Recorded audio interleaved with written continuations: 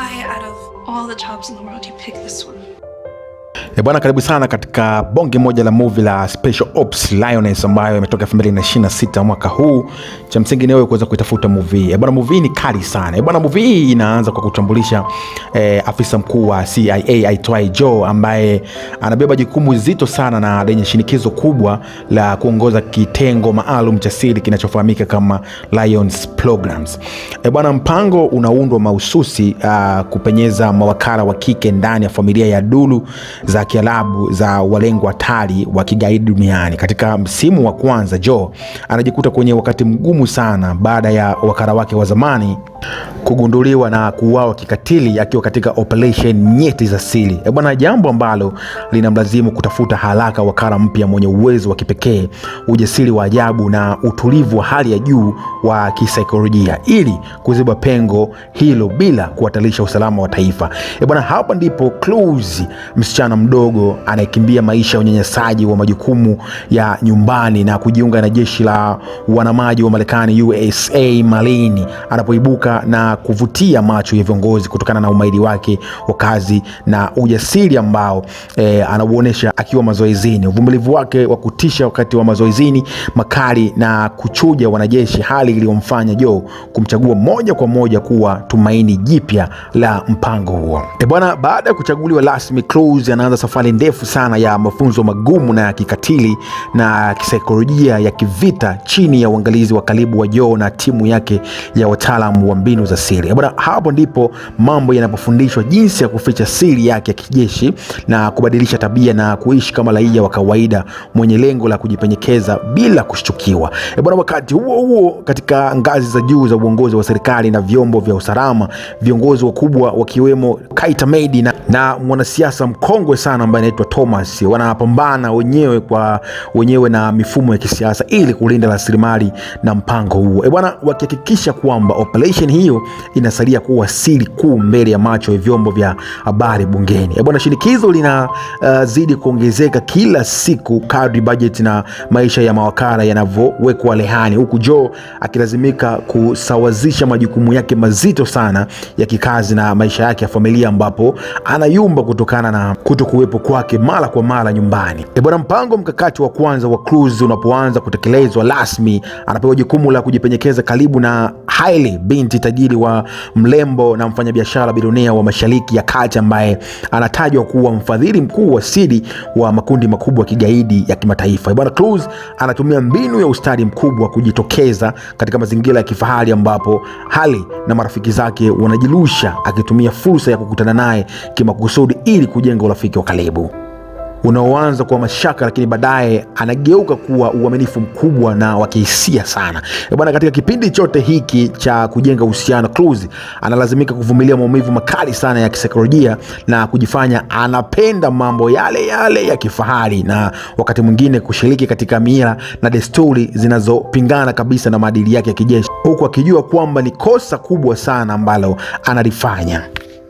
Bwana, kadri siku zinavyozidi kusonga mbele na urafiki kati ya Cruz na Hailey unavyozidi kuimarika hadi kufikia hatua ya kuwa kama ndugu wa damu, shinikizo kwa upande wa kitengo cha CIA linafika ukingoni, huku viongozi wakiwa na wasiwasi mkubwa sana kuwa Cruz anaanza kupoteza mwelekeo wa kazi yake na kusombwa na hisia za maisha kitajiri anayoyaishi. Bwana, Joe analazimika kufanya ziara ya asili ya mara kwa mara ili kumkumbusha Cruz malengo makuu ya nchi yao na kuzuia hisia za kibinadamu zisingilie kazi yao, lakini pia usalama wa operation hiyo, jambo ambalo linaibua mivutano mikubwa sana ya kihisia na kiutendaji kati ya mwalimu huyo na mwanafunzi wake. Bwana, wakati huo mchumba wa Hailey, mtu mwenye msimamo mkali na shaka kubwa kwa wageni, anaanza kumchunguza Cruz kwa jicho la tatu, akitishia kwamba historia yake na nia yake ya kweli ya kuwa karibu na familia hiyo ya kitajiri. Bwana, hali inavyoongezeka kuwa ya hatari zaidi na kufichuka kwa siri hiyo wakati wowote ule.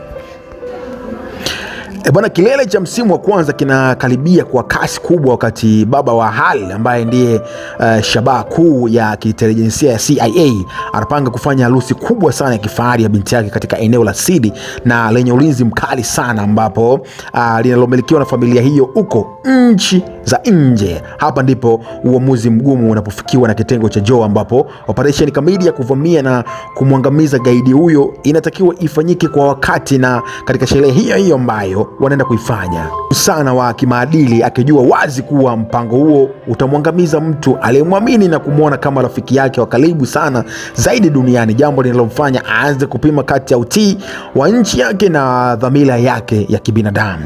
Bwana, wakati mapambano ya mwisho yanapokaribia kuanza, vikosi maalum vya jeshi la Marekani vinavyowekwa tayari katika maeneo ya kimkakati yakisubiri amri ya mwisho kutoka kwa Kate Mead na viongozi wakuu wa White House, huku hali ya taharuki ikitawala katika vyumba vya ufuatiliaji vya CIA. Bwana, Joe anajipata katika wakati wa maamuzi magumu sana, akifuatilia kila hatua kupitia kamera za siri zilizowekwa na Cruise, akihofia usalama wa mawakala wake ambaye sifa zake za kikatili zimeanza kuonekana kuyumba kutokana na msongo mkubwa sana wa mawazo. Wakati sherehe za harusi zikiendelea kwa bashasha kubwa, Cruise anafanya uamuzi wa ghafla unaobadilisha kabisa mwelekeo mzima wa operation hiyo, akijaribu kuokoa maisha ya Al huku akitimiza wajibu wake mkuu wa kutoa taarifa sahihi zitakazowezesha shambulio hilo kufanikiwa kwa 100%. Bwana, shambulio la mwisho linalipuka kwa kishindo kikubwa ndani ya eneo hilo la kifahari, likiacha uharibifu mkubwa sana na vifo vya watu wengi, akiwemo mlengwa wao mkuu wa ugaidi. Lakini kinachofuata ni mzozo mkubwa sana wa kihisia, ambapo unamwacha Cruise akiwa amevunjika moyo kabisa kisaikolojia.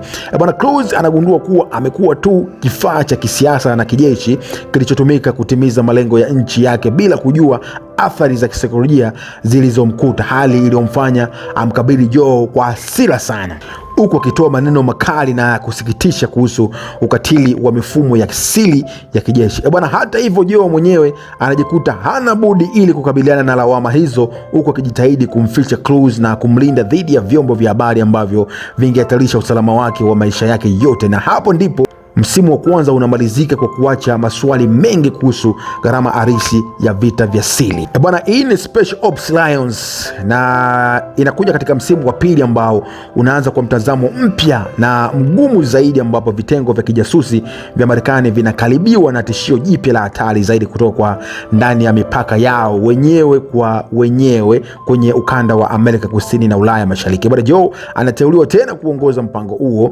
uliopanuliwa, lakini safari hii akiwa na mzigo mkubwa wa kisaikolojia kutokana na matukio ya msimu uliopita.